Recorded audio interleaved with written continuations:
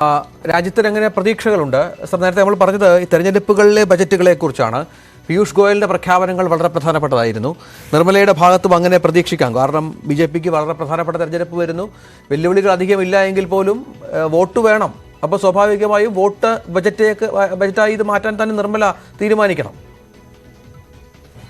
അതെ. അപ്പോൾ ഇത് വെല്ലുവിളികൾ ഇല്ല എന്ന് പറയാൻ പറ്റില്ല. കാരണം വെല്ലുവിളികൾ കേന്ദ്ര സർക്കാർ അവരുടെ ഇപ്പോൾ കേന്ദ്രത്തിൽ ഭരണത്തിലിരിക്കുന്ന NDA സർക്കാർ രാഷ്ട്രീയമായി വെല്ലുവിളികൾ നേരിടുന്നു എന്നുള്ളതിന് സംശയമില്ലാത്തതുകൊണ്ടാണ് കഴിഞ്ഞ 9 വർഷത്തിലേറെയായി ഒരു ഗവൺമെൻറ്റിന് കിട്ടിയ സാധ്യതകൾ മുഴുവനും ഉപയോഗപ്പെടുത്തി ജനങ്ങൾക്ക് വേണ്ട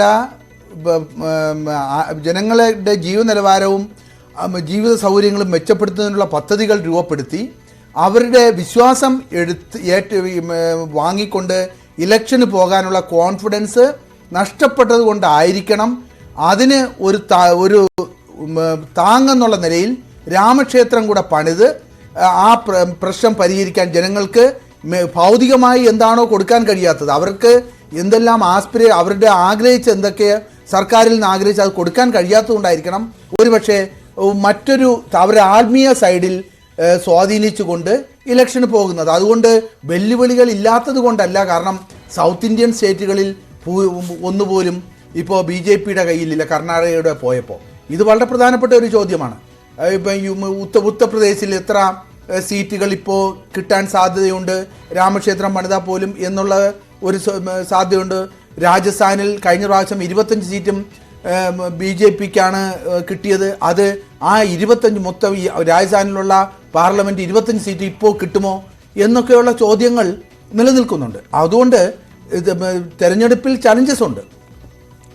ഈ ചലഞ്ചസ് അഡ്രസ്സ് ചെയ്യാൻ ഈ ഇടക്കാല ബഡ്ജറ്റ് എന്ന് പറയുന്ന മുഴുവൻ ഇത് ഫുൾ ബഡ്ജറ്റിൽ ധനകാര്യമന്ത്രി ശ്രമിക്കും എന്ന് തന്നെയാണ് ഞാൻ വിശ്വസിക്കുന്നത്. കാരണം ഇത്തരത്തിൽ ശ്രമിച്ചാൽ ജനങ്ങളെ സ്വാധീനിച്ചാൽ മാത്രമേ അടുത്ത് ഏതെങ്കിലും തരത്തിൽ അവർക്ക് ഉണ്ടാകുന്ന വോട്ടിൽ ഉണ്ടാകുന്ന കുറവ് പരിഹരിക്കാൻ, സീറ്റിലുണ്ടാകുന്ന കുറവ് ഈ വാഗ്ദാനങ്ങൾ നൽകി പരിഹരിക്കാം എന്നുള്ള രീതിയിൽ ഇതിനെ കാണും. ഇതൊരു വലിയ ടൂളാണ്. ജനങ്ങളെ സ്വാധീനിക്കാൻ പറ്റുന്ന ഏറ്റവും വലിയ ടൂളാണ്. ഇതിൽ ഏത് ജനങ്ങളെയാണ് സ്വാധീനിക്കേണ്ടത്? ഇന്ത്യയുടെ ഗ്രാമപ്രദേശങ്ങളിൽ ഭൂരിഭാഗവും പട്ടിണിയിൽ കഴിയുന്ന കർഷകരും കർഷക തൊഴിലാളികളും മറ്റ് അസംഘടിത മേഖലയിൽ പണിയെടുക്കുന്ന ജനങ്ങളെ ഏത് തരത്തിൽ സ്വാധീനിക്കാൻ കഴിയും? ഇപ്പോൾ അസംഘടിത മേഖലയിൽ ജോലി ചെയ്യുന്ന തൊഴിലാളികൾക്ക് കിട്ടുന്ന നാമമാത്ര പ്ലാന്റേഷൻ സെക്ടറിൽ എല്ലാം തോട്ട മേഖലകളിൽ, ഇന്ത്യയിൽ മുഴുവനുമുള്ള തോട്ട മേഖലകളിൽ ജോലി ചെയ്യുന്ന തൊഴിലാളികൾക്ക് പ്രോവിഡൻറ്റ് ഫണ്ടിൽ നിന്ന് കിട്ടുന്ന പെൻഷൻ വർദ്ധിപ്പിക്കാൻ സുപ്രീം കോടതി ഉത്തരവിട്ട് കഴിഞ്ഞിട്ട് വർഷങ്ങളായി. പക്ഷേ ഇപ്പോഴും അത് നടപ്പിലാക്കിയെടുക്കാൻ കേന്ദ്ര സർക്കാർ ശ്രമിച്ചിട്ടില്ല. അത് കൊടുക്കാൻ തയ്യാറല്ല. അവരുടെ വർദ്ധിച്ച പെൻഷൻ പഴയ സ്റ്റാറ്റ്യൂട്ടറി പെൻഷനിലേക്ക് തിരിച്ചു പോകണമെന്ന് ആവശ്യപ്പെടുന്നു സർക്കാർ ജീവനക്കാർ, കേന്ദ്ര സർക്കാർ ജീവനക്കാരും വിവിധ സംസ്ഥാനങ്ങളിലെ ജീവനക്കാരും. ആ സ്റ്റാറ്റ്യൂട്ടറി പെൻഷനിലേക്ക് പോയില്ല എങ്കിൽ അവരുടെ റിട്ടയർമെൻറ്റിന് ശേഷമുള്ള ജീവിതം ദുസ്സഹമാകുമെന്നുമല്ല എന്ന് മാത്രമല്ല നമ്മുടെ ബ്യൂറോക്രസിയുടെ കാര്യക്ഷമത ഗൗരവമായി കുറയും. അവർ സർവീസിലായിരിക്കുന്ന സമയത്ത് അവർ മറ്റ് സാമ്പത്തിക പ്രവർത്തനങ്ങളിലും സാമ്പത്തിക പ്രവർത്തനങ്ങളിൽ ഏർപ്പെടുമെന്നുള്ള ഒരു റിപ്പോർട്ടുമുണ്ട്. അതുകൊണ്ട് സ്റ്റാറ്റ്യൂട്ടറി പെൻഷൻ പുനഃസ്ഥാപിക്കാൻ സാധ്യതയുണ്ടോ?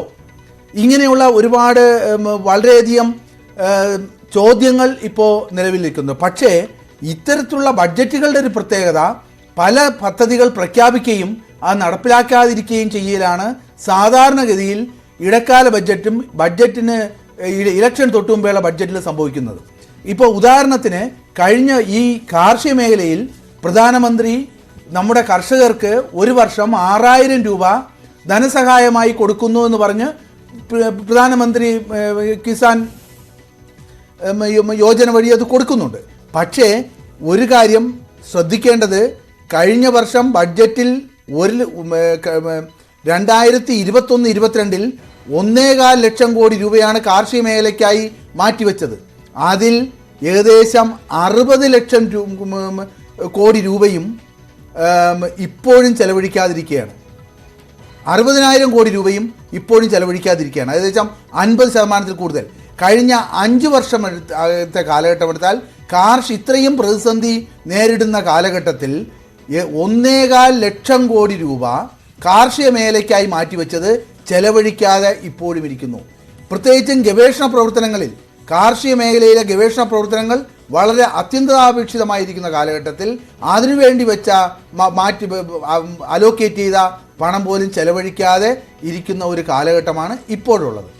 ഇത്തരത്തിൽ പ്രഖ്യാപിക്കുകയും നടപ്പിലാക്കാതിരിക്കുകയും ചെയ്യുന്ന പദ്ധതികളാണെങ്കിൽ ഈ പ്രഖ്യാപനം കൊണ്ട് ഉദ്ദേശിക്കുന്ന ഒരു ഫലവും അതാണ് നമ്മൾ ഓരോ ബജറ്റുകൾക്ക് ശേഷവും ചർച്ച ചെയ്യപ്പെടുന്ന പ്രധാനപ്പെട്ട കാര്യങ്ങൾ അങ്ങനെയാണ്. പ്രഖ്യാപനങ്ങൾ വലുതായി സംഭവിക്കും. ഏതായാലും നിർമ്മലാ സീതാരാമന്റെ 6ാമത് ബജറ്റ്, 2ാം മോദി സർക്കാരിന്റെ ഏറ്റവും അവസാന ബജറ്റ് അത് അല്പസമയത്തിനകം ഉണ്ടാകും. 11 മണിക്കാണ് രാഷ്ട്രപതി ദ്രൗപദി മുർമുവിനെ കണ്ടു നിർമ്മലാ സീതാരാമൻ. ഇപ്പോഴത്തെ ധനമന്ത്രി പാർലമെന്റിലെത്തി എന്നുള്ള പ്രധാനപ്പെട്ട വിവരം വരുന്നുണ്ട്. ഇനിയും നിമിഷങ്ങൾ മാത്രമാണ് ബജറ്റ് പ്രഖ്യാപനത്തിലുള്ളത്.